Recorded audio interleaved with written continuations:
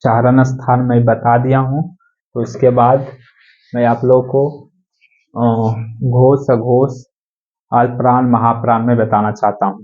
ठीक है, तो पहला हेडिंग आप लोग दीजिए घोष।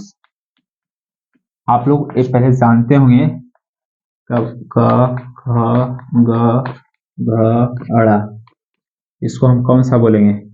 पहला वर्ण, दूसरा वर्ण, तीसरा वर्ण और चौथा वर्ण और पांचवा वर्ण।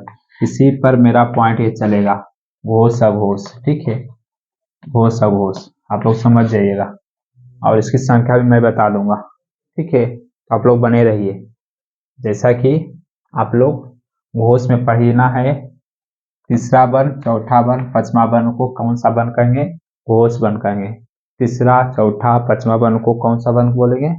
घोष कहेंगे। तीसरा, चौथा और पांचवा वर्ण को कौन सा वर्ण बोलेंगे? मतलब कि घोष वर्ण। ठीक है,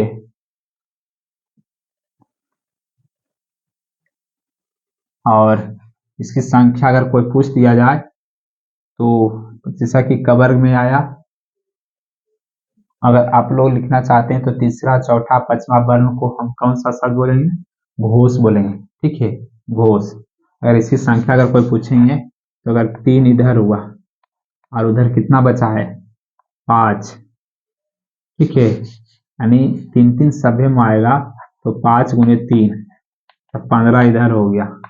और इधर भी चलाइए, एक यह होता है, र होता है, ला होता है, व होता है और ह होता है। 5 इधर होता है और 11 कितना हो गया? 20। और 11 को स्वर्ण बनाता है।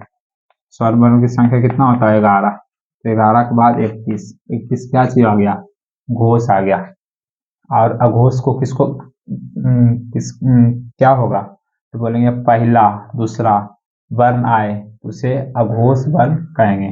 ठीक है, अघोष वर्णों की संख्या अगर कोई पूछ दिया जाए तो 5 गुने 2 बराबर 10।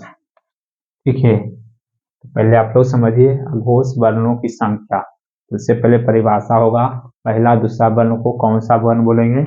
अघोष वर्ण बोलेंगे। कौन सा बोलेंगे? अघोष वर्ण। इस प्रकार उधर बता दिया हूं। फिर और तालब सा, उदान सा, डन सा, ये 3 और बढ़ेगा। कितना हो गया? 13। इसमें भी 11 जुटेगा तो 26 हो जाएगा, लेकिन आपको 13 इधर याद रखना मेरे रूप से और 5 इधर, 20 को आप याद रखिए। वो सगर अगर स्वर्ण वर्ण मिलाकर अगर पूछेगा तब आप लोग बताइएगा 11 मिलाकर 31, इसमें भी उसी हो जाएगा। ऐसे 13 होता है। अघोष वर्णों की संख्या 13 होता है। अघोष 3 इकाई अंक है, 1 2 3। ठीक है, और 20 यानी 20, 1 2 यानी 20 की संख्या को बोलेंगे 2 रखेंगे तो 2 के 2। ठीक है, अघोष यानी 13।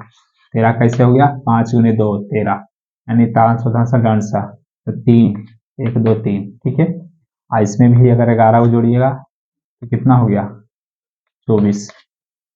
तो इस तरह अघोष वर्णों की संख्या मैं आप लोग को बताया हूँ। तो आप लोग समझ गए हैं तो सब्सक्राइब, शेयर एंड कमेंट्स कीजिएगा। अगर कहीं अगर आप लोग नहीं समझिएगा तो कमेंट्स कीजिएगा।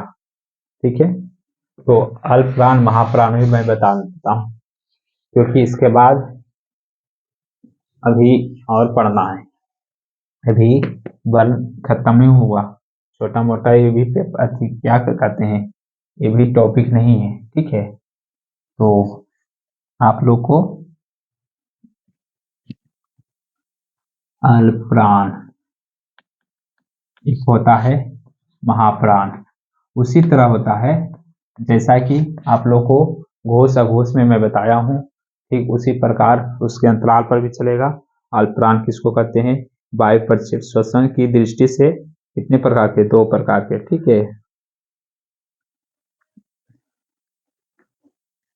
इसको बोलेंगे उसी तरह जैसा कि आप लोग पढ़े होंगे क, ख, ग, घ, औड़ा। ठीक है, अल्पप्राण, अल्पप्राण, अल्पप्राण, अल्प मने अल्प माने थोड़ा, ठीक है। तो इसको बोलेंगे पहला पद, दूसरा वर्ण और पांचवा वर्ण, यानी बोलेंगे पहला पद और तीसरा पद पांचवा वर्ण को हम बोलेंगे अल्पप्राण। पहला, इसको रखिए 2, 3, 4 और 5। इसको अल्पप्राण को अगर आप लोग लिखना या समझना चाहते हैं तो पहला वर्ण और तीसरा वर्ण और पांचवा वर्ण को हम कौन सा वर्ण बोलेंगे? अल्पप्राण कहेंगे। कौन सा अल्पप्राण? ठीक है। अगर इनकी संख्या अगर पूछ दिया जाए तो पहले 3 इधर हुआ तो 3 गुने 5 बराबर 15। इसको आप पहले इतना याद रखिए, ध्यान रखिए। अगर कोई पूछेंगे महाप्राणों की संख्या तो महाप्राण किसको बोलेंगे? हमको इसमें कौन सा बच गया है? ख बच गया है, ठीक है, घ बच गया है, यानी इसको बोलेंगे दूसरा वर्ण और चौथा वर्ण को हम कौन सा का बोलेंगे? महाप्राण। महाप्राण। दूसरा चौथा वर्ण को हम कौन सा प्राण बोलेंगे? महाप्राण। इसकी संख्या अगर बोल दिया है पहले तो इधर 2 2 4 मतलब कि 10 होने के बाद 15, ठीक है। ठीक उसी तरह आएगा उसमें भी, जैसे कि एक अल्पप्राण की संख्या इधर 15 बताए हैं, उसमें भी आएगा ये रला हुआ, ठीक है, 4 19, ठीक है, यह रला हुआ, ठीक है। और अल्पप्राणों की संख्या आएगा 2 गुने 5 बराबर 10, और इसके बाद इसमें आएगा यह रला आएगा, उसके बाद तालन सा उदाहरण सा दंड सा, यानी उष्ट व्यंजन भी आ जाएगा। आप लोग सीधा सीधी याद रखिए कि पहला वर्ण, तीसरा वर्ण, पांचवा वर्ण को अल्पप्राण कहेंगे, और महाप्राणों को पूछेंगे तो पूछेंगे दूसरा और चौथा वर्ण को हम क्या बोलेंगे? महाप्राण बोलेंगे, ठीक है।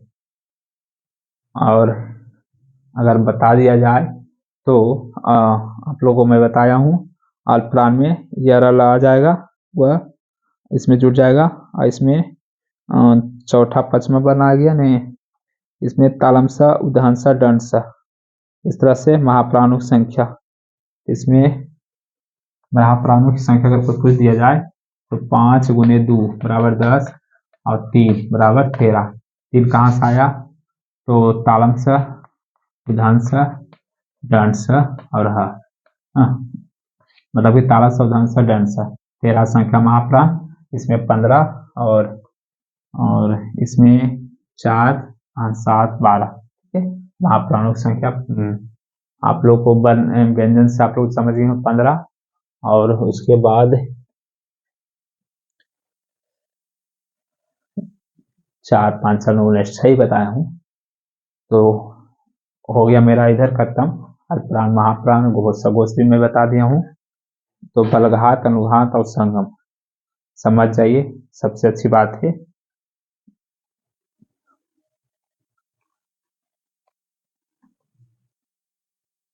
अब मेरा क्लास यहीं तक रहेगा आज, ठीक है। Thank you very much. और मेरा क्लास अगर अच्छा लगा तो आप सब्सक्राइब, शेयर एंड कमेंट्स कीजिएगा। Thank you very much.